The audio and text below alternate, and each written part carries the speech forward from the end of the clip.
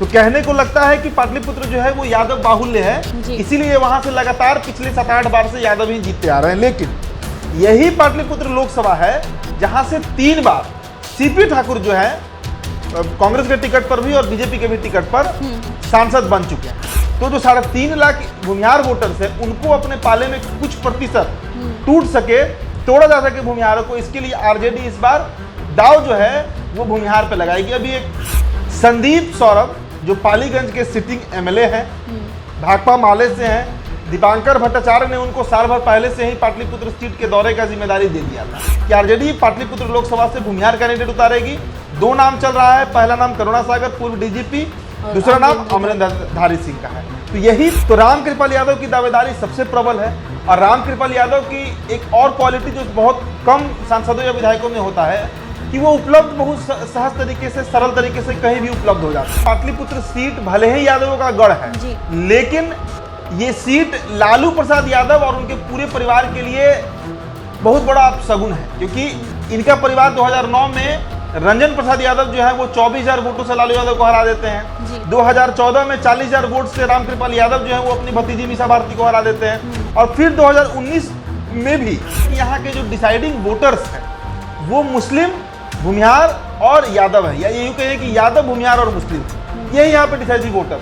नहीं तो पटना लोकसभा जब हुआ करता था तो यहाँ पर यादव और भूमिहार बराबर होते थे पाटलिपुत्र लोकसभा में। लेकिन 2008 परिसीमन के बाद यादवों की आबादी लगभग 1.5 लाख के, मतलब 1.5 लाख बढ़ गया भूमिहार वोटर्स की तुलना में। और यही कारण है कि पार्टियां जो है वो शायद भूमिहार को टिकट देना बंद कर दी। संदीप सौरभ जेएनयू से पढ़े हैं, संदीप सौरभ यादव जाति से आते हैं, जान लीजिए संदीप सौरभ यादव जाति से आते हैं, उनकी जाति को लेकर कंफ्यूजन नहीं करना है, वो प्रॉपर यादव है। और पाटलिपुत्र लोकसभा सीट से वो पूरा मन बनाए हुए हैं। नमस्कार, मेरा नाम बीना है और आप द बिहार टॉप देख रहे हैं। आज हम बात करने वाले हैं पाटलिपुत्र लोकसभा सीट की। वैसे तो इस लोकसभा सीट को लेकर ये कहा जाता है कि यहाँ मुकाबला हमेशा से आरजेडी और भाजपा के बीच रहा है। ऐसे में आज हम चर्चा करेंगे कि यहाँ का जातीय समीकरण क्या है, इस बार महागठबंधन से किस प्रत्याशी की चर्चा हो रही है। बता दें कि इस वक्त वर्तमान में वहाँ के जो सिटिंग एमपी हैं वो रामकृपाल यादव है, जो कि भारतीय जनता पार्टी से आते हैं। ऐसे में भाजपा का कैंडिडेट और भाजपा में किस नाम की चर्चा सबसे ज़्यादा हो रही है, बात करने के लिए हमारे साथ हमारे सहयोगी उदित है। पहला सवाल यही है कि बिहार में कोई भी चुनाव हो जाति आधारित होती है, तो लोकसभा चुनाव की बात हो रही है, ऐसे में पाटलिपुत्रा में जातीय समीकरण क्या कुछ है? देखिए, पाटलिपुत्रा और पटना साहिब 2 लोकसभा सीट ऐसा है जिसका नाम बदला गया जो 2008 का परिसीमन हुआ था। उसके बाद पाटलिपुत्र पहले पटना लोकसभा था और पटना साहिब पहले बाढ़ लोकसभा हुआ करता था। तो परिसीमन के बाद वहाँ का कई विधानसभा नए उसमें जोड़े गए, विधानसभा उसमें से कुछ हट भी गए, इसके कारण वहाँ का जातीय समीकरण बदला। नहीं तो यही पाटलिपुत्र लोकसभा है जहाँ से 96 में रामकृपाल यादव सांसद बनते हैं, फिर 2004 में रामकृपाल यादव सांसद बनते हैं, 2014 में भी बने, 2019 में भी बने और 2009 में रंजन प्रसाद यादव जदयू के सिंबल पर चुनाव लड़े थे, वो वहाँ से सांसद बने थे। तो कहने को लगता है कि पाटलिपुत्र जो है वो यादव बाहुल्य है, इसीलिए वहाँ से लगातार पिछले 7-8 बार से यादव ही जीतते आ रहे हैं। लेकिन यही पाटलिपुत्र लोकसभा है जहाँ से 3 बार सीपी ठाकुर जो है कांग्रेस के टिकट पर भी और बीजेपी के भी टिकट पर सांसद बन चुके हैं, जब पटना लोकसभा हुआ करता था। अब जाति समीकरण की आप बात कर रही हैं, तो पहले कुल वोटर्स की अगर बात करें जो 2019 का आंकड़ा है, तो कुल वोटर्स की संख्या करीब 19,17,353 है और इनमें 1/4 आबादी लगभग 25%, वैसे एक्यूरेट जो माना जाता है वो 24.37% यादव है। मतलब 1/4 आबादी, तो करीब 5.25 लाख यादव या 5 लाख यादव जो हैं वो पाटलिपुत्र लोकसभा में आते हैं। इनके बाद जो दूसरे नंबर पे वोटर्स हैं वो भूमिहार वोटर्स हैं, जिनकी संख्या करीब 3.5 लाख बताई जाती है। प्रतिशत में बात करते हैं 17.22%। उसके बाद मुस्लिम आबादी भी है यहाँ पर 8.22%, कुर्मी करीब 7% और अन्य जातियों करीब 24% के आसपास है। तो इससे एक बात तो क्लियर है कि यहाँ के जो डिसाइडिंग वोटर्स हैं वो मुस्लिम, भूमिहार और यादव है, या यूँ कहें कि यादव, भूमिहार और मुस्लिम है, यही यहाँ पे डिसाइडिंग वोटर्स हैं। लेकिन 2008 के पहले यहाँ पर कैसे भूमिहार सांसद जो है वो जीत रहे थे, भूमिहार जाति के लोग यहाँ को रिप्रेजेंट कर रहे थे। 2008 का जो परिसीमन हुआ उसके बाद मनेर और जो पालीगंज विधानसभा है वो पहले आरा में पड़ता था, वो अब आ गया पाटलिपुत्र में। इसके अलावा जो मसौढ़ी विधानसभा है वो पहले जहानाबाद में पड़ता था, लेकिन वो भी अब पाटलिपुत्र में आ गया। तो इन तीनों के आने के चलते यादवों की आबादी यहाँ पर बढ़ गई। नहीं तो पटना लोकसभा जब हुआ करता था तो यहाँ पर यादव और भूमिहार बराबर बराबर होते थे पाटलिपुत्र लोकसभा में, लेकिन 2008 परिसीमन के बाद यादवों की आबादी लगभग 1.5 लाख के, मतलब 1.5 लाख बढ़ गया भूमिहार वोटर्स की तुलना में। और यही कारण है कि पार्टियां जो है वो शायद भूमिहार को टिकट देना बंद कर दी, लेकिन इस बार कुछ गेम जो है वो पलटेगा, खासकर आरजेडी के दृष्टिकोण से। दूसरा सवाल ये कि थोड़ा सा हम बैकग्राउंड में जानना चाहेंगे कि 2009, 2014, 2019 का बैकग्राउंड क्या रहा, किस पार्टी के उम्मीदवार यहाँ पर रहे। वैसे तो जो रामकृपाल यादव है लगातार वही जीतते आ रहे हैं। हाँ। जी, 2014 और 2019, लेकिन आरजेडी से कौन से प्रत्याशी थे जो दूसरे नंबर पे आए? शायद 2014 की बात करें तो मीसा भारती थी यहाँ से। देखिए, मेरा अपना मानना है कि पाटलिपुत्र सीट भले ही यादवों का गढ़ है, लेकिन ये सीट लालू प्रसाद यादव और उनके पूरे परिवार के लिए बहुत बड़ा अपशगुन है, क्योंकि इनका परिवार 2009 में रंजन प्रसाद यादव जो है वो 24,000 वोटों से लालू यादव को हरा देते हैं। 2014 में 40,000 वोट से रामकृपाल यादव जो है वो अपनी भतीजी मीसा भारती को हरा देते हैं, और फिर 2019 में भी मीसा भारती ने हिम्मत किया और उस सीट से चुनाव लड़ा, लेकिन बावजूद इसके उनको हारना पड़ा। एक बात तो अब स्पष्ट हो चुका है, खासकर पाटलिपुत्र लोकसभा को लेकर, कि पाटलिपुत्र लोकसभा सीट जो है वो राजद में लालू परिवार को सहता नहीं है। 3 बार, कभी पिता लालू यादव, 2 बार बेटी मीसा भारती चुनाव लड़ चुके हैं। 2019 का तो चुनाव हमको याद है, प्रत्यक्ष, मतलब हम लोग उस समय खबर कर रहे थे। सीट के प्रत्याशियों के नाम के ऐलान के पहले ही तेज प्रताप यादव जो है वो मीसा भारती का ऐलान कर देते हैं नाम, और खूब गुटबाजी हुआ था उस समय। लालू परिवार में गुटबाजी हुई थी 2019 में। तेजस्वी इस मूड में नहीं थे कि मीसा भारती को सीट दिया जाए, लेकिन तेज प्रताप यादव का जीत था और लालू यादव का पुत्री प्रेम था जो उन्होंने मीसा भारती को चुनाव वहां से लड़ाया। हालांकि जब वहां से हारी तो वो राज्यसभा की सांसद हैं जी। लेकिन इन सब गुणागणित के बीच बिना जी एक बात स्पष्ट तौर पर हमको समझना होगा कि पाटलिपुत्र से 2024 के लोकसभा चुनाव में लालू परिवार का कोई सदस्य चुनाव नहीं लड़ रहा है। लेकिन मीसा भारती इस बार भी एक्टिव है और उनके नाम की भी चर्चा है। देखिए, मीसा भारती वहां पर फ्लाइंग कैंडिडेट बन जाती है, चुनाव प्रचार में जाएंगी, और चुनाव प्रचार में वही नहीं, पाटलिपुत्र लोकसभा चुनाव प्रचार में राबड़ी देवी भी जाती हैं, तेजस्वी को भी जाना पड़ा, तेज प्रताप भी गए, खुद लालू यादव कैंपेनिंग कर रहे हैं। तो इस बार वो सीन दृष्टि, मतलब वो दृश्य वो नहीं बन रहा है कि पाटलिपुत्र से मीसा भारती जो है वो चुनाव लड़ेंगे। देखिए, हम बात कर रहे हैं आगामी 2024 लोकसभा चुनाव की। वैसे में हम क्रम दर क्रम ये जानने की कोशिश कर रहे हैं कि चुनाव जब होंगे तो महागठबंधन की बात कर ले, या तमाम जो दल हैं वहाँ से प्रत्याशी कौन से उतारने की ज़्यादा चांसेस है, या फिर किन के नामों की ज़्यादा चर्चा हो रही है। ऐसे में सबसे पहले हम महागठबंधन के बारे में ही जानेंगे, क्योंकि 7 दल है और हर सीट पर वहाँ दावेदारी काफ़ी ज़्यादा है।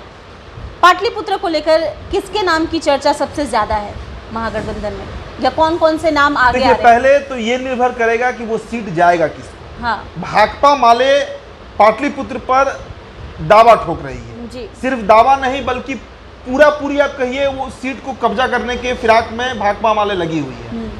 और 6 विधानसभा सीट पड़ता है, पालीगंज, मसौढ़ी, मनेर, नौबतपुर, ये सब जो सीट है ये सब, और लगभग सभी जगह पर आरजेडी या फिर माले के ही प्रत्याशी जीते हुए हैं। संदीप सौरभ जो पालीगंज के सिटिंग एमएलए हैं, भाकपा माले से हैं, दीपांकर भट्टाचार्य ने उनको साल भर पहले से ही पाटलिपुत्र सीट के दौरे का जिम्मेदारी दे दिया था, ये मैं पहले भी बोल चुका हूँ वीडियो में। तो संदीप सौरभ बिहार के शायद सबसे नामी गिरामी विधायक, नामी इसलिए कह रहे हैं क्योंकि लगभग शिक्षक का मुद्दा हो या छात्रों का मुद्दा हो, हाँ अभ्यर्थियों का भी देखिए ना, शिक्षक बहाली वाला मामला में जितना वो लाइमलाइट में आया उतना बिहार का कोई विधायक लाइमलाइट में नहीं आया। तेजस्वी यादव नहीं आया, तेजस्वी यादव नहीं आया। संदीप सौरभ जेएनयू से पढ़े हैं, संदीप सौरभ यादव जाति से आते हैं, जान लीजिए संदीप सौरभ यादव जाति से आते हैं, उनकी जाति को लेकर कंफ्यूजन नहीं करना है, वो प्रॉपर यादव हैं। और पाटलिपुत्र लोकसभा सीट से वो पूरा मन बनाए हुए हैं कि इस बार 2024 के लोकसभा चुनाव में बजाते हुए प्रत्याशी महागठबंधन के चुनाव लड़े। अब इसे लेकर दीपांकर भट्टाचार्य की क्या बातचीत लालू यादव से हो रही है इस पर निर्भर करेगा कि पाटलिपुत्र सीट जाता है। अगर भाकपा माले को पाटलिपुत्र सीट गया तो वहां से प्रत्याशी संदीप सौरभ ही बनेंगे, लेकिन अगर वो सीट पाटलिपुत्र जो सीट है वो अगर भाकपा माले को नहीं गया तो उस परिस्थिति में वहां पर इस बार ये मानकर चलिए कि पाटलिपुत्र लोकसभा सीट से आरजेडी यादव कैंडिडेट नहीं उतार रही है, ना तो लालू परिवार का ना कोई अन्य यादव। अब हालांकि ये जो है मनेर के जो विधायक हैं भाई वीरेंद्र, वो पूरा लगे हुए हैं इस फिराक में कि उनको इस बार, पिछले बार भी लगे हुए थे, 2019 में भी भाई वीरेंद्र जो हैं वो राजद से पाटलिपुत्र लोकसभा लड़ना चाह रहे थे, लेकिन मीसा भारती के सामने उनका चला नहीं, इसलिए वो चुनाव लड़े नहीं। अभी कुछ दिन पहले उनका बयान भी आया था कि हमको कई पार्टियों से ऑफर है पाटलिपुत्र सीट चुनाव लड़ने का। ये क्या, इसका क्या मतलब है कि भाई वीरेंद्र पूरा मन बनाए हुए हैं कि वो पाटलिपुत्र लोकसभा लड़े, लेकिन इस बार जो खबरें आ रही हैं पाटलिपुत्र राजद परिवार जो है, लालू परिवार जो है, वो किसी भूमिहार को लड़ाएगा। ये जान लीजिए कि पाटलिपुत्र, चूंकि यादव वोट वैसे भी ट्रेडिशनली जो है वो मिलता ही है आरजेडी कैंडिडेट को, भूमिहार वोट जो डिसिसिव है वहां पर 3.5 लाख के आसपास। देखिए भूमिहार का तो और फैक्टर होता है कि भूमिहार सिर्फ वोट देते नहीं है, वोट दिलवा भी देते हैं, वोट कटवा भी देते हैं। ये भूमिहारों के साथ एक फैक्टर है बिहार में।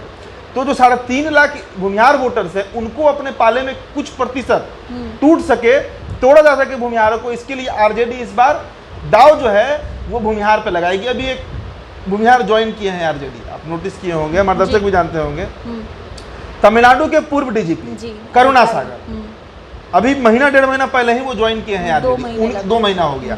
उनके नाम की चर्चा बहुत तेज चल रही है। जी हाँ, भूमिहार कैंडिडेट करुणा सागर आरजेडी ज्वाइन किए हैं और उनकी नाम की चर्चा पाटलिपुत्र लोकसभा को लेकर बहुत तेज चल रही है। इनके अलावा एक और जो उद्योगपति हैं, जो राज्यसभा के सांसद हैं, अमरेंद्र धारी सिंह, वो भी इस फिराक में है कि इस बार 2024 का जो लोकसभा चुनाव हो उसमें पाटलिपुत्र में उनको टिकट मिले और वो चुनाव लड़ सके।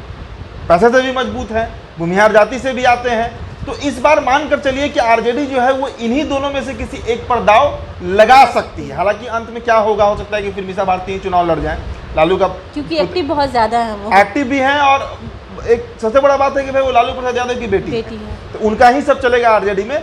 लेकिन समीकरण जो बन रहा है, इस बार आरजेडी कई नए एक्सपेरिमेंट करेगी, ये मानकर चलिए। और पाटलिपुत्र लोकसभा को लेकर तो ये खबर बहुत तेजी से चल रहा है कि आरजेडी पाटलिपुत्र लोकसभा से भूमिहार कैंडिडेट उतारेगी। 2 नाम चल रहा है, पहला नाम करुणा सागर पूर्व डीजीपी, दूसरा नाम अमरेंद्र धारी सिंह का है। तो यही 3 नाम आरजेडी में प्रमुखता से है। अब कहने को तो रीतलाल यादव भी दौर तैयारी में है, भाई वीरेंद्र भी तैयारी में है, लेकिन इनका चलना है नहीं। भाई वीरेंद्र 2019 में भी चाह रहे थे, 14 में भी चाह ही रहे थे कि उनको चुनाव लड़वा दिया जाए, लेकिन मीसा भारती लड़ी, और यही मीसा भारती के चलते रामकृपाल यादव जो हैं वो बागी हुए, भाजपा में गए और लगातार अब आरजेडी को हरा रहे हैं। अब देखिए, हम महागठबंधन में तो जो 3 प्रबल दावेदार हैं उनके नामों की चर्चा हो गई है। वैसे में भाजपा की ओर से किन किन नामों की चर्चा है? रामकृपाल यादव तो ऑलरेडी हैं वहां से एमपी। अभी बीजेपी रामकृपाल यादव पर ही भरोसा करेगी इस बार भी। अगर रामकृपाल नहीं लड़े तो रामकृपाल के जो बेटे हैं अभिमन्यु, वो हो सकता है कि पाटलिपुत्र से ताल ठोके। क्योंकि देखिए रामकृपाल का सबसे बड़ा जो उनके साथ प्लस पॉइंट है, उनका निजी वोट बहुत ज़्यादा है। क्योंकि ऐसा नहीं है कि 2014 में कोई पहली बार सांसद बने बीजेपी के सिंबल में, उसके पहले भी 2 बार वो सांसद इसी पटना, जब वो पटना लोकसभा सीट हुआ करता था, यहाँ से 2 बार वो जीत चुके हैं, 96 में, 2004 में। तो रामकृपाल यादव की दावेदारी सबसे प्रबल है। और रामकृपाल यादव की एक और क्वालिटी जो बहुत कम सांसदों या विधायकों में होता है कि वो उपलब्ध बहुत सहज तरीके से, सरल तरीके से कहीं भी उपलब्ध हो जाते हैं। पाटलिपुत्र लोकसभा में अगर मतलब कहिए कि किसी के घर कोई भी ओकेजन हो, छठी हो, शादी हो या मृत्यु भोजी क्यों ना, लोगों तक पहुंच है, आम पहुंच है, बहुत ज़्यादा पहुंच है, और बहुत कॉमन मैन बन के रामकृपाल यादव रहते हैं। ये उनकी सबसे बड़ी क्वालिटी है जो बीजेपी जानती है। दूसरा बात, बीजेपी में बहुत लॉयल भी हो चुके हैं, अब 10 साल हो गया उनको बीजेपी में लगभग।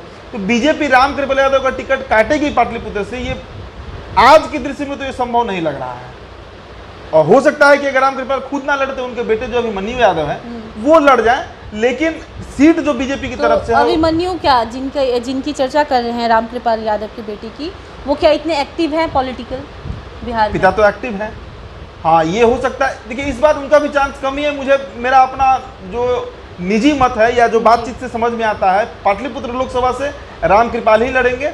हो सकता है कि अगले 5 सालों में अभिमन्यु तैयारी कर ले पाटलिपुत्र को लेकर, तो शायद वो चुनाव लड़ सके। लेकिन अगर इस बार बहुत आपाधापी हुआ, रामकृपाल नहीं लड़ना चाहे या उनका सीट कटे, तो हो सकता है कि अभिमन्यु लड़ जाए और उनके लिए कैंपेनिंग बजाते। चूंकि पाटलिपुत्र ऐसा लोकसभा सीट है जहाँ पे 2019 में मसौढ़ी में अमित शाह का सभा हुआ था, मनेर में नरेंद्र मोदी का सभा हुआ था, और लालू प्रसाद यादव, राबड़ी देवी, तेज प्रताप यादव, तेजस्वी यादव, मतलब सारे दिग्गज जितने दिग्गज हैं राजनीति के सब पाटलिपुत्र में उतर चुके हैं। तो पाटलिपुत्र कोई साधारण सीट नहीं है।